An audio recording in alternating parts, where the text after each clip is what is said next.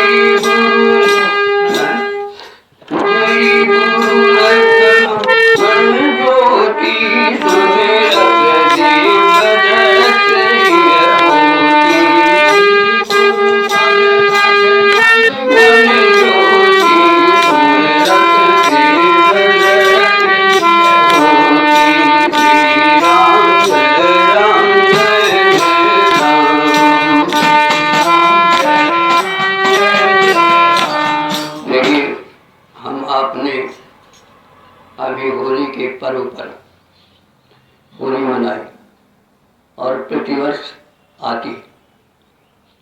क्या संदेश दे जाती है हमें आज होली के पर्व से कुछ सीखना क्या है कि देखिए हिरण्यकशिप ने कितनी महान तपस्या की। ऐसा ब्रह्मा को जो है प्रसन्न कर लिया, वरदान प्राप्त कर लिया। वरदान में क्या प्राप्त किया, किसी ने तपस्या की थी, मुख्य उद्देश्य था कि मैं किसी तरह से मरूंगा। और हमारा आपका जीवन क्या है, क्या हम चाहते हैं मरना? हम आप भी हिरण्यकशिप की तरह सब भयभीत हैं मृत्यु से, और हिरण्यकशिप भी बहुत ही भयभीत था, इसलिए उसने महान तपस्या की। और आप सब जानते हैं क्या मांगा था, न मैं जमीन में मरूं, न मैं आकाश में मरूं, न मैं सुबह मरूं, न मैं शाम को मरूं, न मैं अस्त्र से मरूं, न शस्त्र। कुल मिलाकर सब उद्देश्य था, मुख्य उद्देश्य था कि मैं अमर हो जाऊं। लेकिन हुआ क्या अंत में, आप सब जानते हैं, बच पाया? तो क्या कोई रास्ता है ऐसा कि हम आप भी, वो तो नहीं बच पाया और हम आप भी सब भयभीत हैं, चिंतित हैं कि हमें भी मरना पड़ेगा। यहाँ तक कि संसार में जितने जीव हैं सभी भयभीत हैं कि हमारा एक दिन मृत्यु आएगा। अच्छा, तो क्या कोई उपाय है ऐसा देखो हिरण्यकश्यप ने कितनी ताकत लगा दी, हम आप भी ताकत लगाए बैठे, राइफल लेकर चल रहे हैं, बड़े बड़े महलों की चार दीवारी में मोदी जी कितने पहरे में चलते हैं, लेकिन क्या वो बच पाएंगे? क्या हम आप बच पाएंगे? हिरण्यकश्यप की तरह हम आप बच नहीं सकते। फिर क्या रास्ता है जिससे हम निर्भय हो सके, हम न मरे? आर्य बंधु इसी बिंदु पर आज विचार करेंगे। देखो हिरण्यकश्यप ने सब कुछ किया, लेकिन उसने दुर्भाग्य ये था उसका कि कभी उसने संतों का संग नहीं किया था, सत्संग नहीं किया था। ठीक इसी तरह से हम आप भी कितना उपाय कर लें, यदि सत्संग में नहीं आएंगे तो इस रहस्य को जान नहीं पाएंगे कि मुझे कोई नहीं मार सकता। यदि वो सत्संग करता और उसके अंदर एक प्रश्न जागृत हो जाता कि मैं कौन हूं, बताओ, और कोई संत मिल जाता उसको तो ये कह देता कि तू ये नहीं, इसके अंदर जो रह रहा है वो तू है, और जो तू मृत्यु से बचना चाहता है वो तो तू बचा बचाया ही है। यदि उसको मानस कोई संत पढ़ा लेता, सत्संग कर लेता और समझा लेता कि बेटा इस शरीर को तू माने बैठा है, ये तो एक दिन जाएगा, लेकिन इसके अंदर जो है आज तक उसको कोई मार, वो क्या है नहीं समझ में आता, इसलिए यहां आने की आवश्यकता है। क्या कहती है हमारी मानस, क्या शास्त्र कहता है? ईश्वर अंशु। कितना मूर्ख था वो, कितने हम आप मूर्ख हैं कि हम अविनाशी हुए और अविनाशी पद को ढूंढ रहे हैं। हम मरे ना ये उपाय कर रहे हैं, जबकि तुम हो अविनाशी। कारण क्या है? कारण ये है कि हम जो है उससे अनभिज्ञ, हमने कभी सत्संग नहीं किया। भगवान कहते हैं अर्जुन से, अर्जुन जो तू ये देख रहा है ना, ये नहीं है तू, इसके अंदर एक अविनाशी तत्व बैठा हुआ है, जिसको क्या कहते हैं? ईश्वर अंश, जीव अविनाशी, अचेतन अमर, सहज सुख।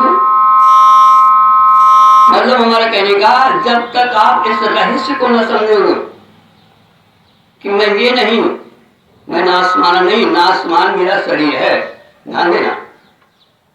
और यदि आप कहते हो हम मर जाएंगे, तो इसका मतलब ये है कि आपने सत्संग नहीं किया और आपकी स्थिति देह पर है। आपकी स्थिति वहां पर नहीं है जहां पर अविनाशी इसमें बैठा हुआ है और आप अविनाशी हो और ये नाशी। यदि हम उस तत्व को जो इसके अंदर बैठा हुआ है उसको जान जाए, फिर क्या उसको कोई मार सकता है? अच्छा एक बात बताओ, आपने बच्चों का खेल देखा होगा, क्या होता है? एक बच्चा दौड़ता है, कहता है मुझे छू लो, उसका कपड़ा पकड़ता, अरे पागल मुझे छूना, मेरे कपड़े को मत छू। वो पेट पकड़ लेता है, अरे फिर पागल मुझे पकड़ना, मेरे पेट को क्यों पकड़ता है? सर पकड़ता है, फिर वही बात, मुझे पकड़ना। तो जिसको हम देख नहीं सकते, जिसको हम छू नहीं सकते, उसको मार कैसे सकते हो? ये हमारी भारतीयता का वेदांत है और हम आपने खेल खेला है, लेकिन फिर भी हम मरने से डर रहे हैं। क्यों? इसलिए कि उससे हम अनभिज्ञ बैठे। इसलिए कहा उठ जागे मुसाफिर, भोरे भरी अब रहने कहां जो सोच। कहने का तात्पर्य क्या है?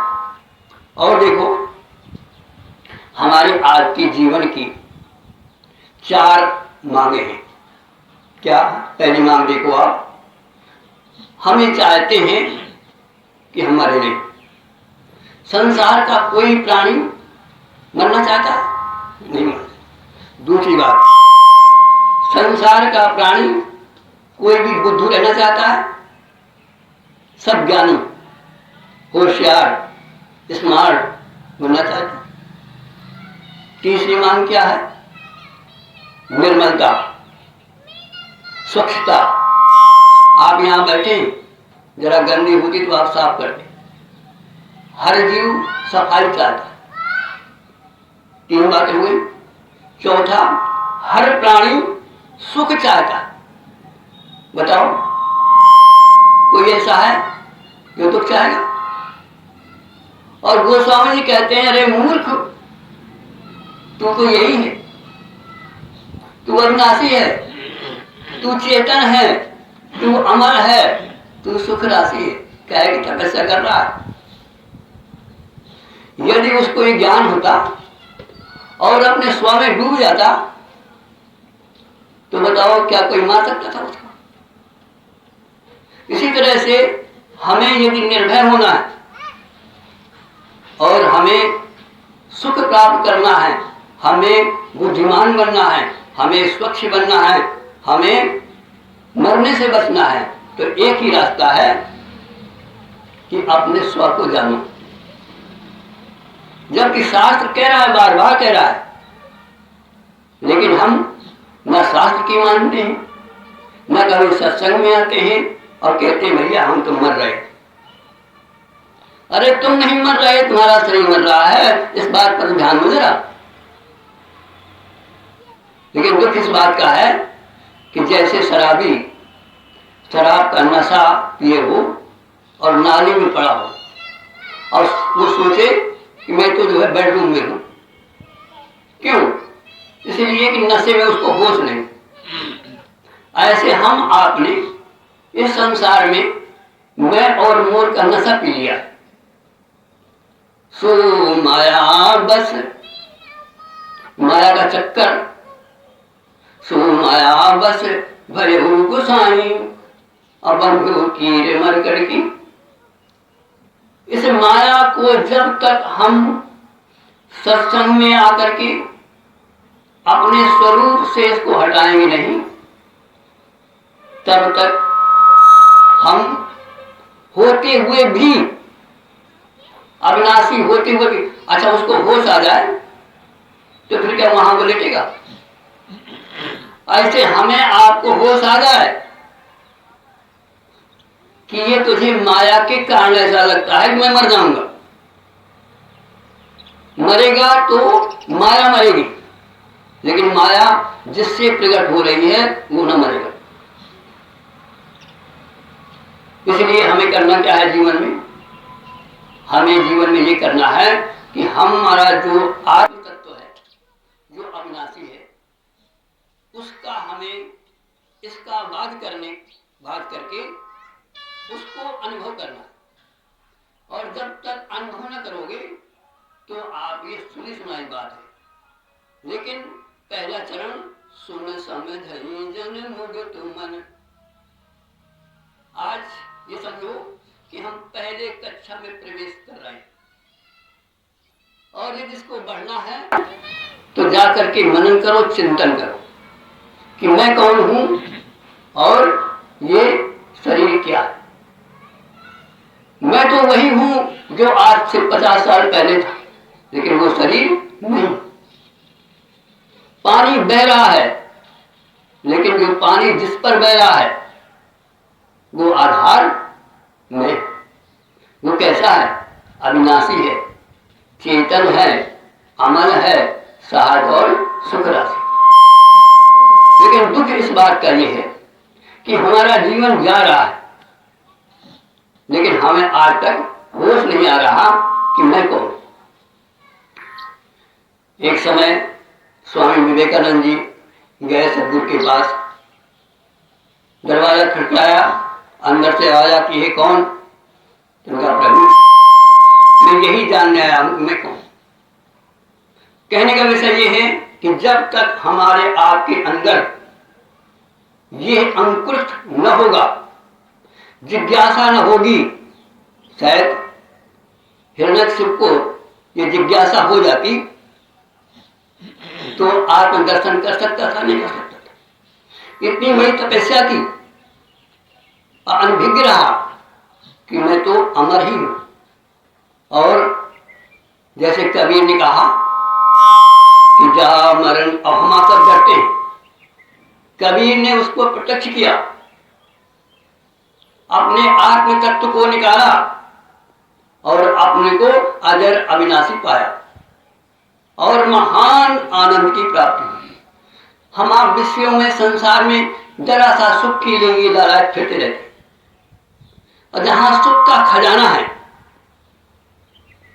जा मरने से जग डरे, मेरे मन हुई आनंद, और मरने से ही पाए पूर्ण परमानंद। एक बार सुन करके, यहां पर समझ करके, उस आत्म तत्व का चिंतन करके इसको भुला दो और भूल के ही वो निकल आएगा जो अविनाशी है, चेतन है, अमर है, साफ सुथरा है। फिर आप कह सकोगे कि मैं तो अविनाशी हूं, मैं चेतन हूं, मैं अमर हूं, मैं सुखराशि हूं। तो बनो, हमें इस होली पर्व से, हिरण्यकशिपु की कथा से हमें ये सीखना है कि हम भी हिरण्यकशिपु बने हुए हैं और हम चाहते हैं कि मरे ना, और मरने का कोई उपाय, न मरने का कोई उपाय हमें सूझ नहीं रहा। तो एक ही रास्ता है कि आप सत्संग करें और अपने उस विवेक को जागृत करें जो हमारे आपके अंदर सोया हुआ है। हम आप जैसे भेड़िया का बच्चा, सिंह का बच्चा भेड़िए के साथ रह लिया और उसने अपने को भुला दिया, ऐसे हम आप इस संसार में माया के संग में रह करके हमने अपने स्वरूप को, जो हमारा स्वरूप कैसा है, ईश्वर अंश जीव अविनाशी चेत, ये हमारा स्वरूप है और हम आप रूप में फंसे। इसलिए जब तक हम अपने स्व का बोध नहीं करेंगे तब तक आप मृत्यु से बच नहीं पाएंगे और न कभी मन से ये आपका भय दूर होगा। यही बात महाराज परीक्षित को 7 दिन कथा पिला करके, इसी बात को महाराज अष्टावक्र जी ने जनक को उस पद पर स्थित किया जिस पर वो अविनाशी है, चेतन है, अमर है, साहस सुखराशि है। तो कहने का आज का विषय यही था कि हमें वो चीजें प्राप्त है, लेकिन दुख इस बात का है कि हम नशे में घूम रहे हैं।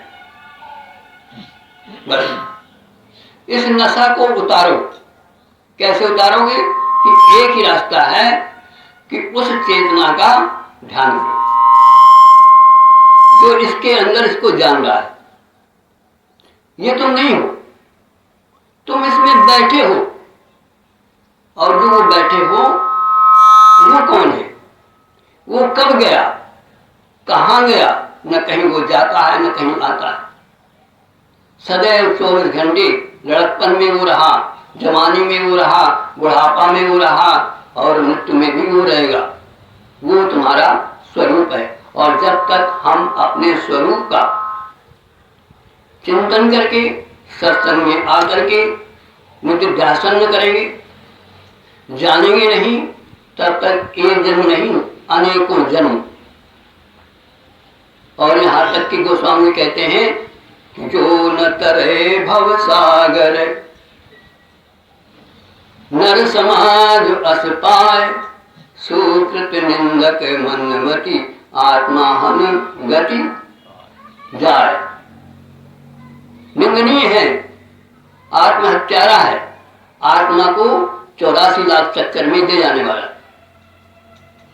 इसलिए ये भगवान की वाणी है कि जो परलोको यहाँ सुख चाहूं, सुनी मम बचन हृदय दृढ़ गाऊं। सुलभ सुखद मार्ग यह भाई, अभगति मूर पुराण सुख गाई। देखिए एक और विषय बहुत अच्छा है। भगवान कहते हैं मेरी भक्ति करो। एक ही रास्ता है कि भक्ति से जो आपको यहाँ भी सुख मिलेगा और आप आत्मस्वरूप में पहुंच जाओगे और जहां जाओगे वहां सुखी रहोगे। लेकिन भक्ति का कैसे हमें मिले, तो भगवान श्री राम अयोध्या में सपनों के बीच में एक गुप्त बात रखने जा रहे हैं। और कैसे गुप्त बात सबको नहीं बताई जाती, जो उसका अधिकारी होता है। जैसे बहुत सी ऐसी बातें हैं जो पत्नी से नहीं बताई जाती, बहुत सी ऐसी बातें हैं कि हम आपसे नहीं बता सकते। तो भगवान भी कहते हैं कि मेरे मन में आज पता नहीं कैसे मैं एक आपको गुप्त बात बताने जा रहा हूं। और ऐसे नहीं, भगवान हाथ जोड़ते हैं, क्या कहते हैं, यदि मेरी भक्ति चाहते हो, इस पद को प्राप्त करना चाहते हो, तो एक ही रास्ता है, क्या, और एक गुप्त मत। पहले तो पूरा बता दिया भक्ति और ज्ञान, लेकिन ये भक्ति ज्ञान सदैव कैसे तुमसे, तो कहते हैं एक रहस्य की बात बताता हूं। क्या है रहस्य की बात, और एक गुप्त मत असबई कहूं कर जोर। देखिए जरा, भगवान की महानता साक्षात ब्रह्म है, और जब श्रोताओं के सामने आ रहे हैं तो श्रोताओं को हाथ जोड़कर, मतलब कहने का है कि ये इतनी बड़ी बात है कि भगवान हाथ जोड़ करके समझा रहे हैं। और हाथ जोड़कर कोई बात कहे तो समझो कि बहुत बड़ी बात है। और एक गुप्त मत सबई कहूं कर जोर, सबसे जितने बड़े यहां बैठे, क्या, और एक गुप्त मत सबई कहूं कर जोर, लिख शंकर भजन बिना नर अवगति न पावै। मुझसे प्रेम करना चाहते हो तो एक ही रास्ता है कि जो मैं कह गया, जो शास्त्र कह रहा है, उस पर जो है विश्वास करो। शंकर का मतलब भवानी शंकरो विश्वास रूपणो याभ्याम बिना न पश्यन्ति। इसके बिना जो तुम्हारा स्वरूप है वो तुम नहीं जान पाओगे। कहने का तात्पर्य क्या है उनके, कि जो अभी तक हमने चर्चा की, इसके लिए तुम्हें श्रद्धा रखनी होगी, दृढ़ कर लेना होगा कि जो मैं कह रहा हूं यही सत्य है। इसके अंदर जो अविनाशी तत्व बैठा है वो तुम हो, जग पेखन तुम देखन। कहने का भाव ये है कि हम इस बात को, जैसे एक पिता को जानना हो तो एक ही रास्ता है माँ की शरण, ऐसे ही इस तत्व को जानना है तो एक ही रास्ता है माँ रूपी शास्त्र। और शास्त्र क्या कहता है, तुम ये नहीं हो, तुम इसमें बैठे हो, तुम इसको जानने वाले हो, इस बात को दृढ़ कर लो। और जब दृढ़ कर लो तो सारा कार्य बाद में, क्योंकि समय रहते यदि न कर लिया तो किसी यौवन में तुम ये न कर पाओ, न कभी अभय हो पाओगे, न कभी मौत से बच पाओगे।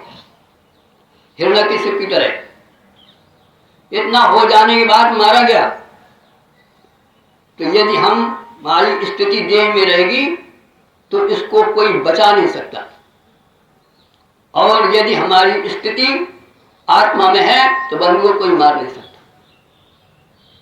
यही एक रहस्य है, यही एक ज्ञान है। बोलो वृंदावन बिहारी लाल की।